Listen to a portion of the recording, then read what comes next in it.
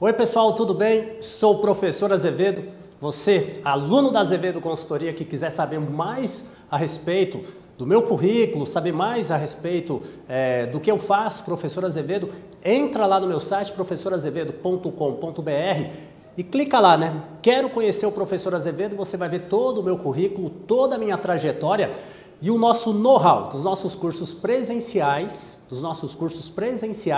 com mais de 8 anos de tradição atendendo São Paulo e toda a região. Agora a gente começa também a atender o Brasil todo através das nossas videoaulas. Quero dar os parabéns para você que está começando a fazer o nosso curso da NR número 35, Trabalho em Altura, para atender a norma regulamentadora do Ministério do Trabalho. A gente vai fazer uma série de aulas e você, aluno, vai acompanhar. Sempre peço para você ter em mãos papel, seu caderno, seu lápis, a sua borracha e a sua caneta. Faça as suas anotações. No final dessa aula você me envia através dos meus canais, através do meu WhatsApp ou também através do meu e-mail, e eu e a minha equipe faixa preta aqui da Azevedo vamos responder com o maior carinho a sua dúvida.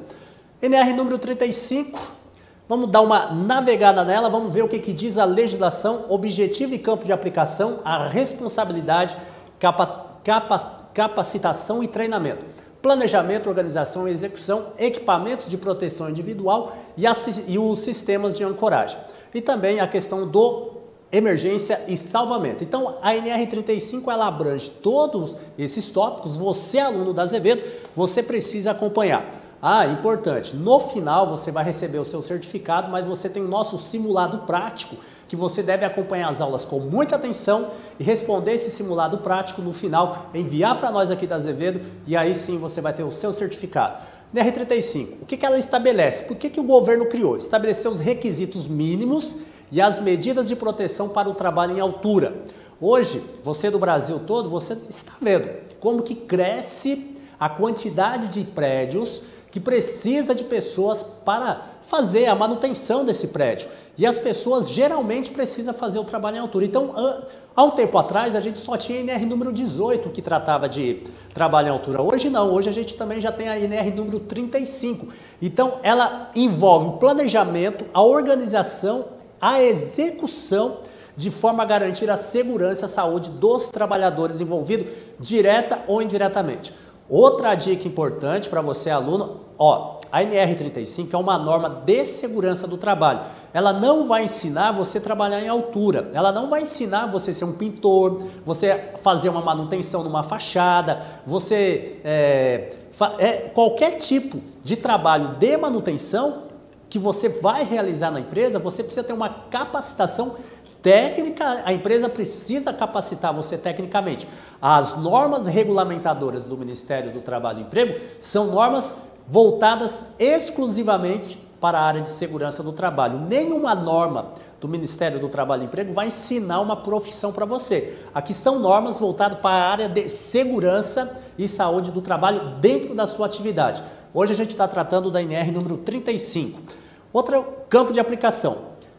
Todo o campo de aplicação da NR35 trabalhos a partir de 2 metros de altura. Você vai realizar qualquer tipo de trabalho a partir de 2 metros de altura, a NR35 já considera que é trabalho em altura. Então, isso está claro também na norma.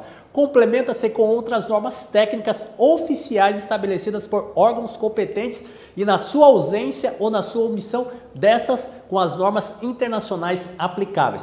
Deixar claro para você, aluno. Então, hoje, tratando aqui da NR número 35, mas ela, por exemplo, ela está ligada lá junto com a NR número 7. Se você vai realizar trabalho em altura, você precisa o quê? Realizar os exames complementares para trabalho em altura. Tipo, um eletrocardiograma, um eletroencefalograma, uma glicemia, um hemograma completo. Então precisa desses exames, os exames que constar dentro do PCMSO da sua empresa, e eu disse, são exames básicos esses, mas dentro do PCMSO da sua empresa pode ter outro tipo de exame que o médico coordenador exigiu. Esses exames para liberação do trabalho em altura deve constar no ASO, e neste ASO sim deve estar carimbado com apto para trabalho em altura. Aí sim você vai receber o seu certificado de trabalho em altura. Outra coisa, a gente falou da NR número 7, mas pode ter NR número 6, que vai falar dos equipamentos de proteção, NR número 10, que vai trabalho em altura e também energia elétrica, e por aí vai. Então hoje são 36 normas de segurança do trabalho. O que ela faz? É uma gestão para organizar o trabalho em altura, com alguns princípios.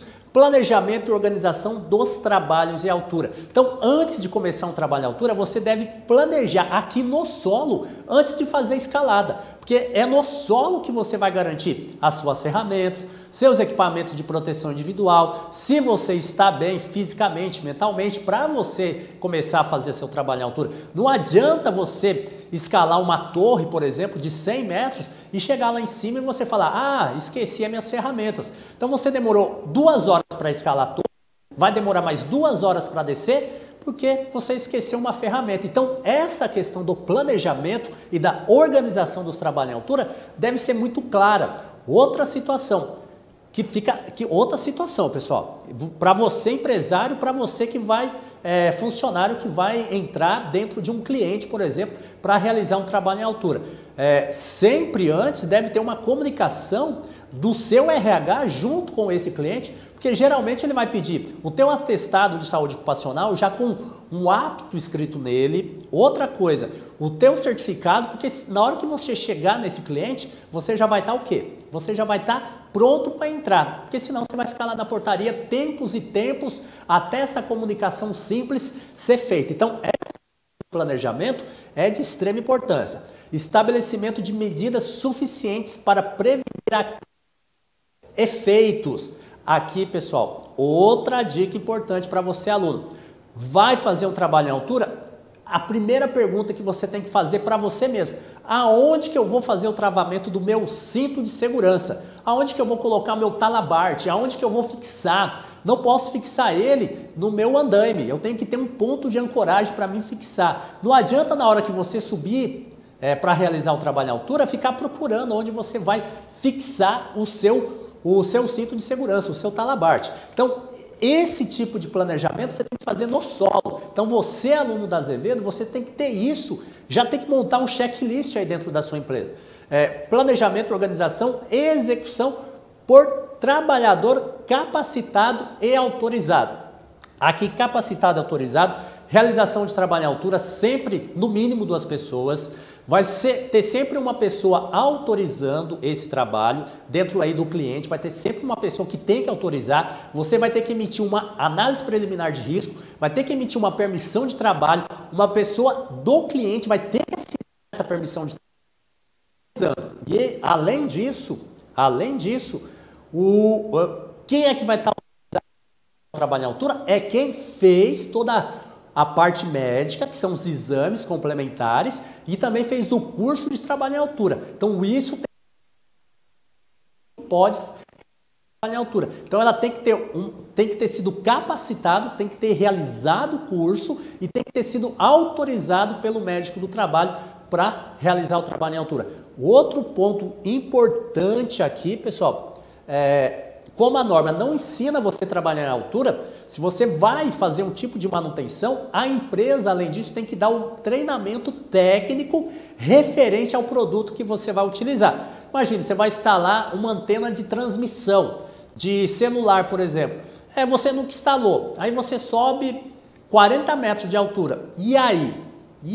Se você não sabe instalar isso. Então, essa capacitação referente ao produto, você já deve começar a cobrar agora da sua empresa, porque ela precisa sim dar essa capacitação para você.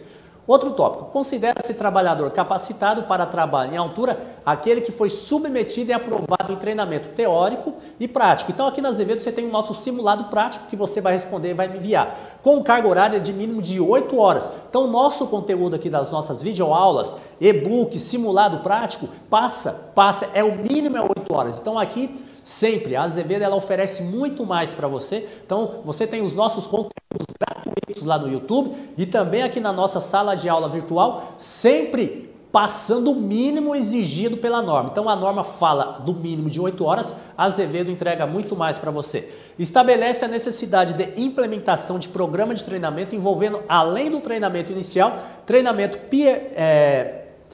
periódico bienal. Então, a cada 2 em 2 anos você precisa renovar o seu certificado de trabalho em altura, mas anualmente precisa fazer os exames complementares e pegar o seu atestado de saúde ocupacional com apto para trabalho em altura. O treinamento deverá também ser realizado quando?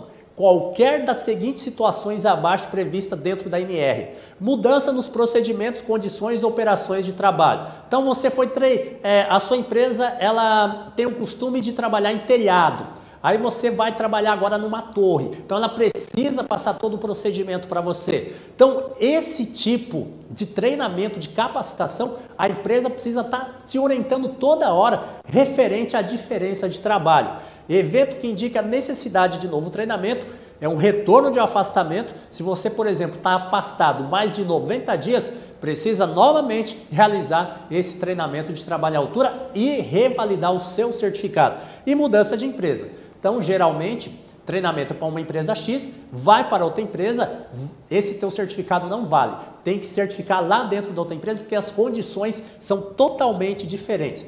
Considera-se trabalhador autorizado para trabalho em altura aquele capacitado cujo estado de saúde foi avaliado pelo médico, a gente já falou isso, considerado apto para executar a atividade que possua anuência formal da empresa.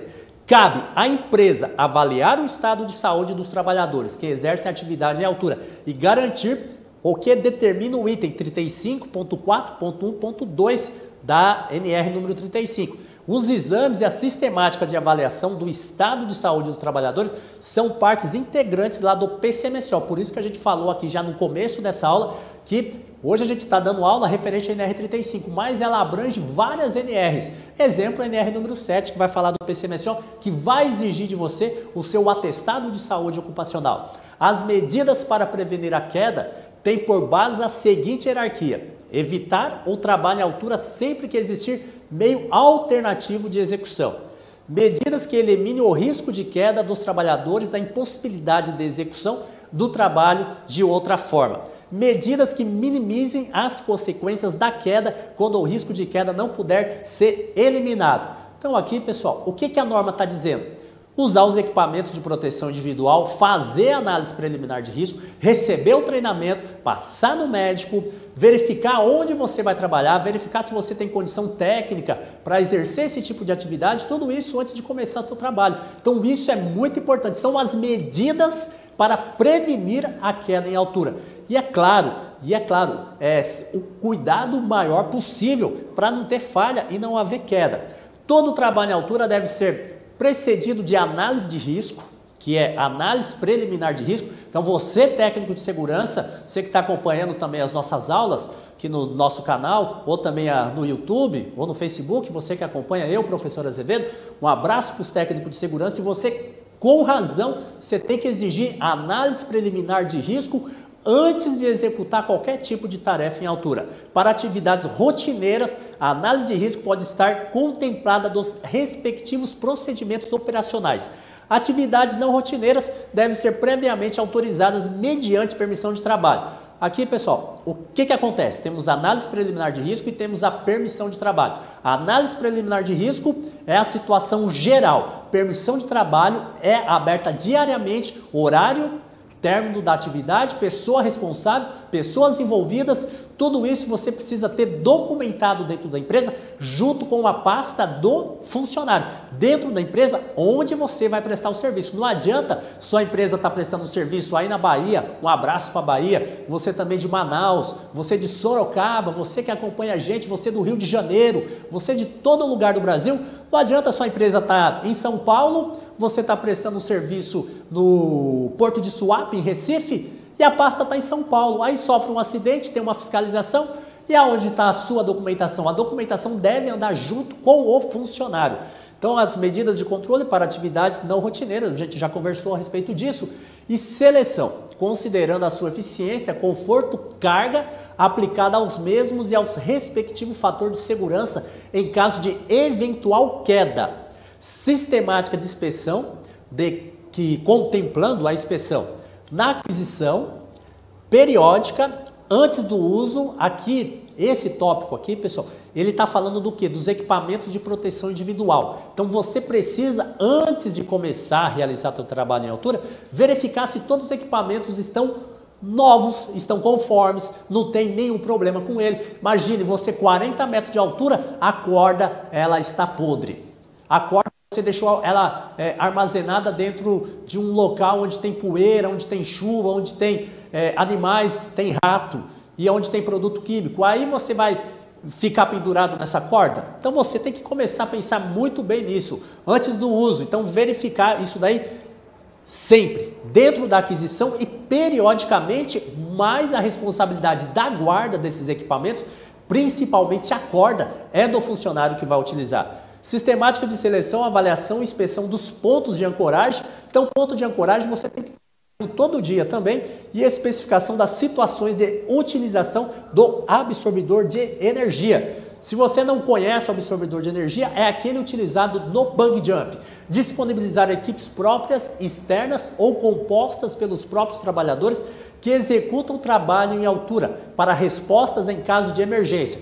Pessoal, eu tenho certeza que você não vai conseguir fazer um resgate em altura. Então, é de extrema importância você ter todos os telefones de contato da região onde você vai trabalhar, 192, 193, tem cidades que não tem corpo de bombeiros, você vai trabalhar no final de semana, tem que ter o telefone de contato da empresa, do supervisor, você precisa fazer todo esse plano de contingência e ter tudo isso junto com você. Você está no final de semana dentro de um cliente, acontece uma situação de risco e você precisa acionar a sua empresa, por exemplo, e você não tem o telefone de ninguém, ou você está no final de semana, precisa acionar o telefone do cliente, você não tem o telefone da supervisão. Então, por isso que você tem que fazer um checklist, colocar os telefones de todo mundo e preste atenção. As nossas aulas são gravadas aqui em São Paulo. Então, em São Paulo, a gente tem acesso rápido a muitas coisas, mas você do Brasil todo, que assiste, aproveitar e mandar um abraço para Palmital, fica lá perto de Assis, Marília, Ourinhos. Eu nasci e fui criado aí.